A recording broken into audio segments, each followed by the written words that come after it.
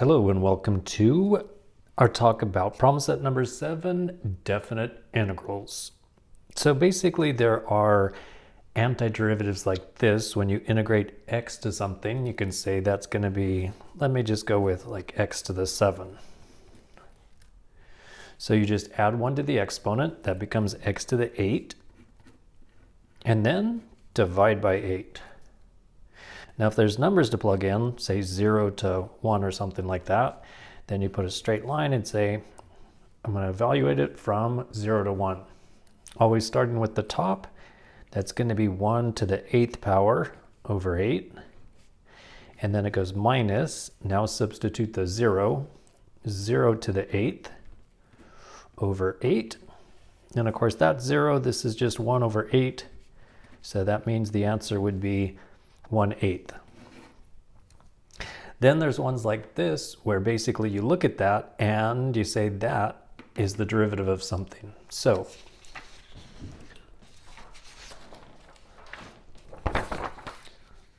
let's say you've got something like integrate 1 over x dx. So if you were to try and write this as x to a power and do what I just did with the adding 1 to the exponent, it's not going to work out because basically there are two types at this point. There's either the x to a power or there's antiderivatives that basically, because you know derivatives so well, you know that this came from the derivative of the natural log of x. And then if it said evaluate from 1 to 2 or whatever, then you'd say straight line goes from 1 to 2. Always start with the top number. So that's going to be natural log of 2 minus natural log of 1. And then I could even get the decimal answer for that. So the natural log of 2 minus the natural log of 1. And I prefer it to be in 3 decimals, so let me just change that real quick. Change the float, and then just redo this. So then the answer would be 0.693. All right. If it was something like integrate 1 over the square root of 1 minus x squared.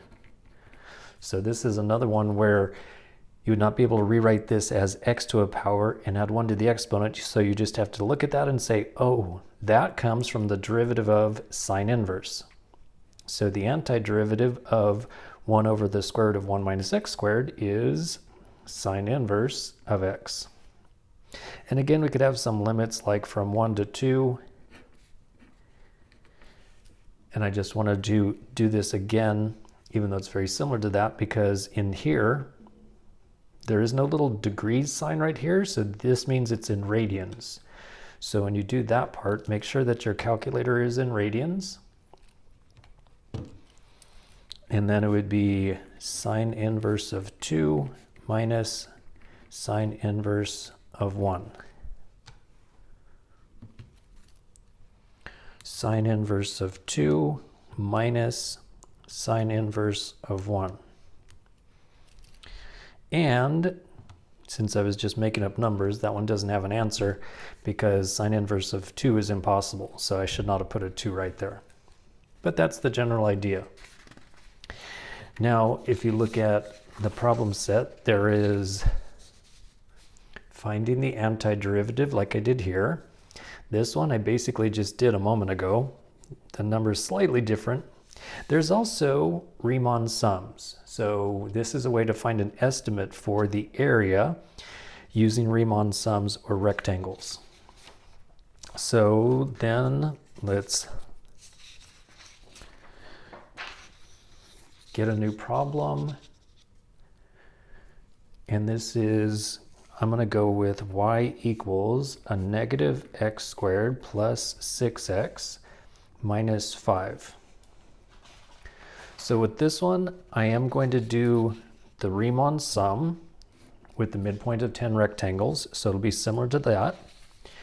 I'm going to evaluate and draw the picture. So it's going to be similar to that. And it's a polynomial, so it's similar to this one. So with this one example, we can get a lot done. So first of all, if you were to graph this, it would be an upside down parabola. To find out where it's going to cross the x-axis, you could set it equal to 0, and then this one you could even factor it. So if you set it equal to 0, for factoring, I prefer to have this to be a positive. So I'm going to factor out a negative, and then there would be x squared minus 6x plus 5. And then it could be factored, and I would need an x times an x. For a 5, I'm going to go a 1 times a 5 on account of the fact that a 1 and a 5 will add up to a 6. And then put minus and minus. And then this would be negative 5x, this would be negative 1x, that's negative 6x, so it's factored correctly. And when you set this one equal to 0, we're going to find out that x equals 1, and for this one, x equals 5. So that means that it's crossing the x-axis at 1 and at 5. And then it would be a parabola like this. So on the problem set, I ask you to find the area between the x-axis and the function. So we're talking about this area right here. And for one, we'll use Riemann sum with 10 rectangles and use the midpoints. So n equals 10 rectangles. And then also use the midpoints, just like in the problem set number 3. Okay, so this interval goes from 1 to 5. I can then divide that into 10 equal pieces, so that's called delta x. So you subtract these, 5 minus 1 is 4, and then divide that by 10. So that is going to be a 0.4. So delta x equals a 0.4. So starting at 1, if you go over by 0.4, that takes you to 1.4. And then because we're using the midpoint, find the midpoint. So you could add them together and divide by 2, or since that's a 0.4, in the middle would be a 0.2. And for this last interval, if you go to the left by 0.4, that's going to be a 4.6. And then in the middle between a 4.6 and a 5, you could add them together and divide by 2, but that's going to be a 4.8. All right, now for the Riemann sum, I would use the calculator and go sum the following sequence. So I need the function. So the original function is negative x squared plus 6x minus 5. And then that has to be multiplied by delta x. Then tell the calculator x is the variable. Start at 1.2, end at 4.8, and the last thing is always to tell it the delta x, or the increment, is a 0.4. All right, now actually do that on the calculator. So go to second list, under math, here's the sum. Go second list, under operations, here's the sequence. And then the expression is this part right here, negative, you know what, I should put a parenthesis first. Negative x squared plus a 6x minus a 5 was the original function.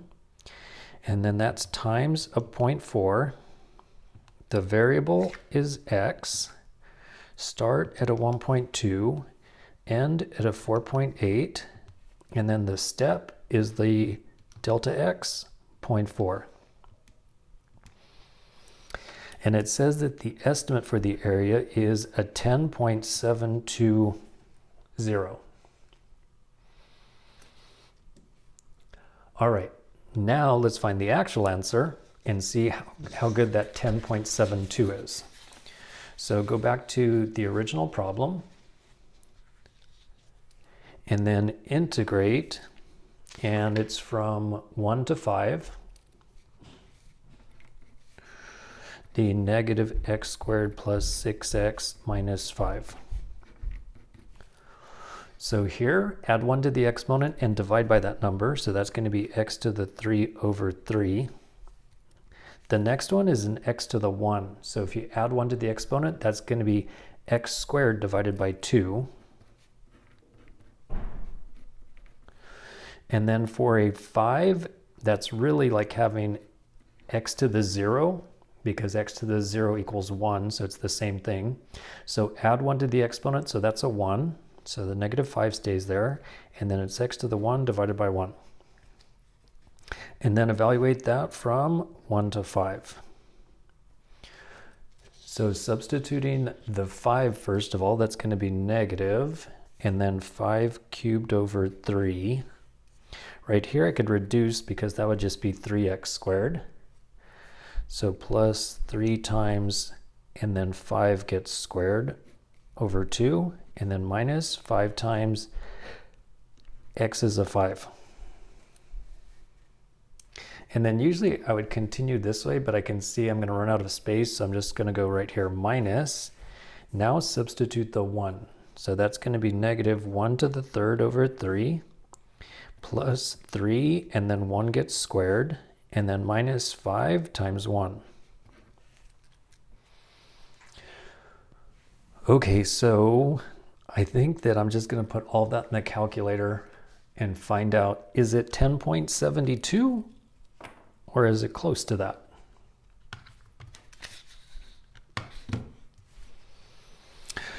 All right, so there's negative, and then 5 cubed divided by 3, and then this would be 25 times 3 is 75 divided by 2. So plus a 75 divided by 2, and then that would be minus 25. Now for this part, I'm going to go ahead and distribute negative, negative, we'll make it a positive 1/3, and then negative, positive, we'll make this a negative 3.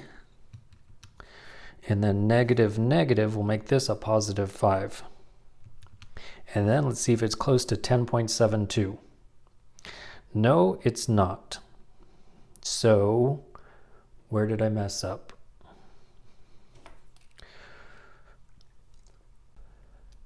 Okay, I'm back. I had to pause the video to find my mistake. I found it, it's right here. I wish somebody would have told me. Notice how I canceled the 2. 2 divided by, or 6 divided by 2 is a 3. So the 2 got canceled. I still wrote it right here. This guy got canceled. Okay, so now when I redo that with this 2 gone, so this is just going to be a 25 times 3, so that's a positive 75 there. And then it says that the actual answer is 10.667. And then remember that our estimate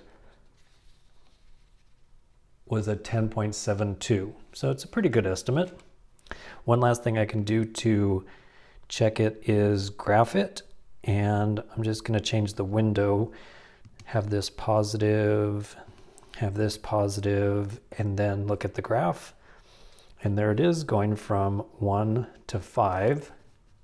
And I can check and see if I got this answer right by going second calculate, number 7 is integrate, and then go from 1 to 5. And it even shades it for me, and it says you should have gotten the answer 10.667. So this one now gets a happy face. All right, one last thing is, if you take that area, so when you go from 1 to 5, there's the function. And then we just found the area is 10.667.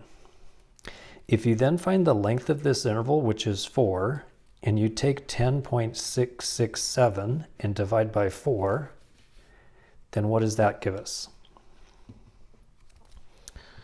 So take the total area, divide by the length of the interval. So 10.667 divided by a length of 4.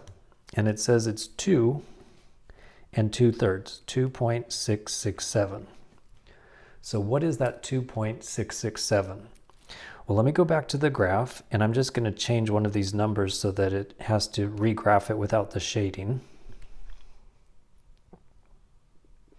And now trace the function. And notice that at the tallest, it is a 4. And so that's the tallest. The shortest would be 0. And because of the shape of it, 2.667, let me just graph that as a line. 2.667. So basically, if you took this length right here, and keep in mind that this graph is a rectangle, so it's not, you can't just look at it and see it exactly, but this is the idea. That basically this is the average of the function. So half of the time it will be below that, and half of the time it's above it. So this is actually the average of the function, which is very helpful. We're doing things like maybe this is a company and this is their profit from January to May. So this is their average monthly profit.